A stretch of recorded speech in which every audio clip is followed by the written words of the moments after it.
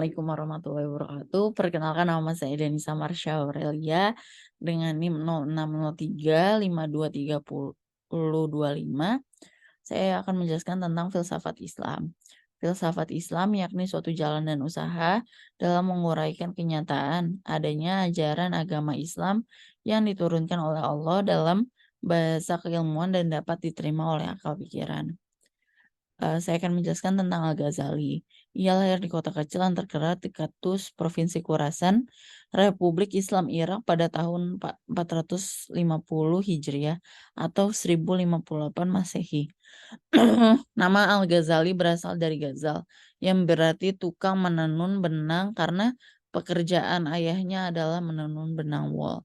Sedangkan Ghazali juga diambil kata Ghazalah, yaitu nama kampung kelahiran Al-Ghazali, dan inilah yang banyak dipakai, sehingga namanya pun dinisbatkan oleh orang-orang kepada pekerjaan ayahnya atau kepada tempat lahirnya.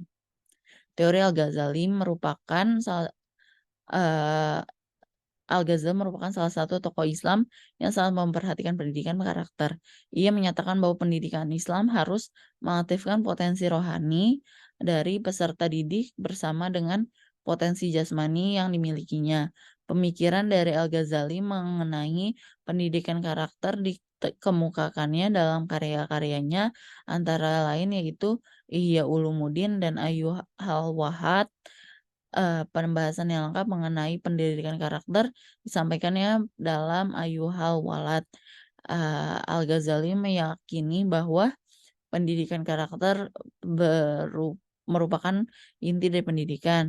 Ia memperingatkan kepada para pendidik agar tidak berucap sesuatu yang tidak sesuai dengan tindakannya. Al-Ghazali mengutamakan pendidikan akhlak yang mulai dan penghindaran akhlak yang buruk. Teladan dalam pendidikan akhlak ini adalah Nabi Muhammad. Assalamualaikum warahmatullahi wabarakatuh. Saya Alifa Sabia Amri dari kelompok 2 ingin menjelaskan mengenai filsafat Islam dengan tokoh yang bernama Al-Razi. Abu Bakar Muhammad bin Zakaria Al-Razi atau dikenal sebagai Razes, ia lahir di Rai pada tanggal 28 Agustus 865 Hijriah dan meninggal pada tanggal 9 Oktober 925 Hijriah. Pemikiran filsafatnya sangat rasionalis, bahkan ia tidak mempercayai eksistensi Al-Quran dan kenabian. Ajaran yang terkenal darinya adalah 5 kekal. Sistematik filsafat 5 kekal Al-Razi. Pertama, Al-Bari Ta'ala atau Allah, hidup dan aktif dengan sifat independen. Kedua, An-Nafas Al-Kulliyah atau jiwa universal, hidup dan aktif serta menjadi Al-Mabda Al-Qadim At-Tsani atau sumber kekal kedua. Ketiga, Al-Hayyula Al-Ula atau materi pertama, tidak hidup dan pasif. Al-Hayyula Al-Ula adalah substansi atau jauhar yang kekal yang terdiri atas darah. Keempat, Al-Makan Al-Mutlak atau ruang absolut, tidak aktif, tidak pasif. Materi yang kekal membutuhkan ruang yang kekal pula sebagai tempat yang sesuai.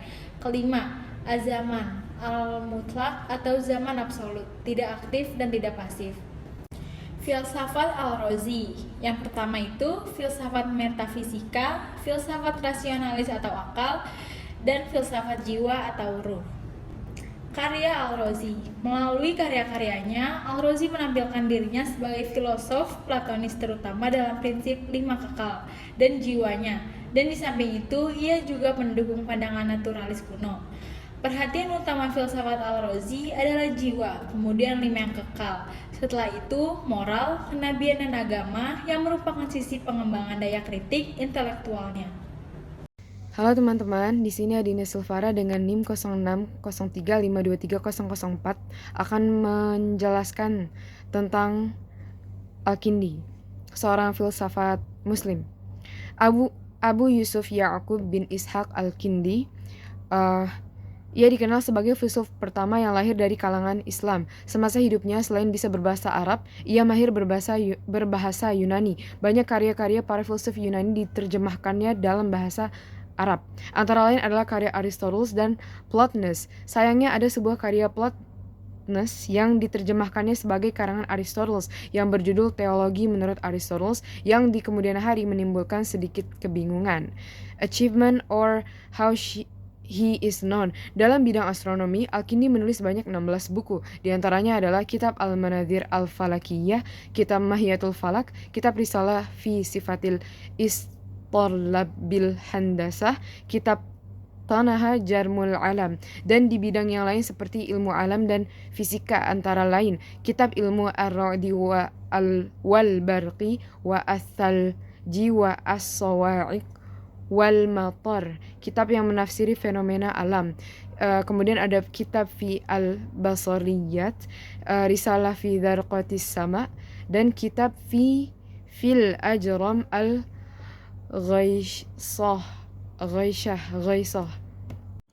Assalamualaikum warahmatullahi wabarakatuh. Nama saya Ola Pratiwi dari kelompok 2. Di sini saya akan menjelaskan mengenai seorang filsafat yang bernama Ibnu Khaldun.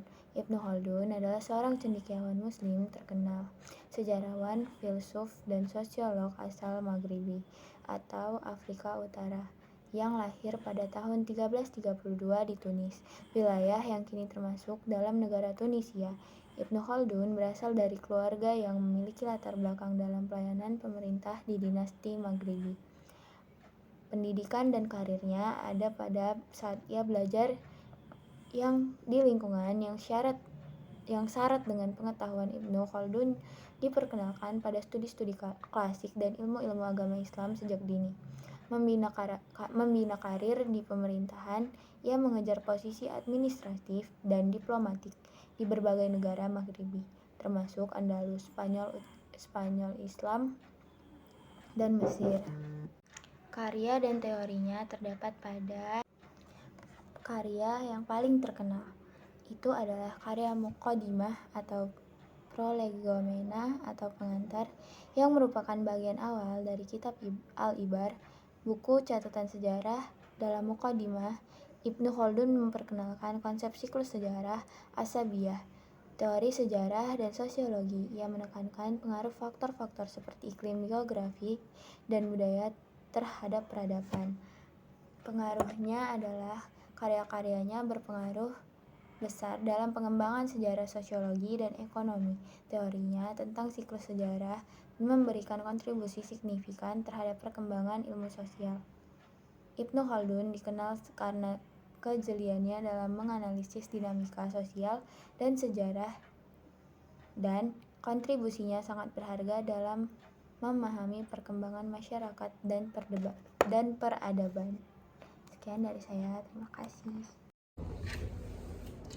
Assalamualaikum warahmatullahi wabarakatuh. Halo semuanya, nama saya Hargan Tamtomo dari kelompok 2. Saya ingin menjelaskan mengenai salah satu tokoh dari filsafat Islam, yaitu Ibnu Sina. Ibnu Sina bernama lengkap Abu Ali Al-Husain bin Abdullah bin Sina. Ibnu Sina lahir pada tanggal 980 Masehi di Afshanah, daerah dekat Bukhara atau sekarang lebih dikenal di wilayah Uzbekistan. Ibnu Sina mempunyai ibu yang bernama Satareh dan mempunyai ayah yang bernama Abdullah. Ibnu Sina mempelajari kedokteran dari Isa bin Yahya. Ibnu Sina adalah salah satu tokoh yang memperhatikan ilmu kejiwaan dan filsafat. Ibnu Sina meninggal pada tahun 428 Masehi atau bertepatan dengan tahun 1037 Masehi pada usia 58 tahun. Berikut ini adalah pemikiran dari Ibnu Sina. Dari segi fisika, ia banyak memakai metode eksperimen dan banyak terpengaruh oleh pembahasan lapangan kedokteran. Dari segi metafisika, dia lebih mendekati pendapat-pendapat filosof modern. Dari Tuhan memancar akal pertama, dan dari akal pertama memancar akal kedua dan langit pertama. Demikian seterusnya sehingga tercapai akal ke-10 dan bumi. Ibnu Sina berpendapat bahwa akal pertama punya dua sifat. Sifat wajib wujudnya sebagai pancaran dari Allah dan sifat mungkin wujudnya jika ditinjau dari hakikat dirinya. Jadi Ibnu Sina mempunyai 3 objek pemikiran. Yang pertama Tuhan, dirinya sebagai wajib wujudnya, dan dirinya sebagai mungkin wujudnya. Berikut ini adalah 3 dalil pembuktian dari Ibnu Sina tentang substansi jiwa. Yang pertama, saat manusia merenungkan dirinya. Yang kedua, bila seseorang menghadapi suatu persoalan secara serius, ia akan menumpahkan segenap perhatiannya pada persoalan tersebut. Dan yang terakhir, manusia mampu menghimpun secara sadar akan aktivitas-aktivitas fisik organisme yang dilakukannya tanpa kesulitan. Pengenalan terhadap aktivitas-aktivitas fisik menjadi bukti bahwa jiwa berbeda dari fisik. Berikut ini adalah hubungan jiwa dan raga menurut Ibnu Sina. Ibnu Sina berpendapat bahwa jiwa adalah wujud rohani, materi yang berada di dalam tubuh. Wujud imateri yang tidak berada dalam atau tidak langsung mengendalikan tubuh disebut akal. Akan tetapi apabila mengendalikan secara langsung disebut jiwa. Badan bisa berubah-ubah secara fisik, tetapi jiwa ada sebelum badan itu ada dan berubah. Berikut ini adalah karya-karya dari Ibnu Sina. Yang pertama ada Al-Qanun fi Al-Tib, kanon kedokteran. Yang kedua adalah Kitab Al-Shifa, buku penyembuhan. Yang ketiga, Muktasar Al-Aushad, ringkasan tengah. Yang keempat, Al-Mabda wal Ma'ad, masa awal dan masa kembali. Yang ketiga, Kitab Al-Ma'ad, buku masa kembali. Yang keenam, Al-Arsyad Al-Kuliah, observasi umum. Dan yang terakhir ketujuh adalah Muktasar Al-Majisti, ringkasan Al-Mages Ptolemas.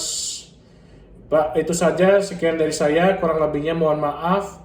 Assalamualaikum warahmatullahi wabarakatuh.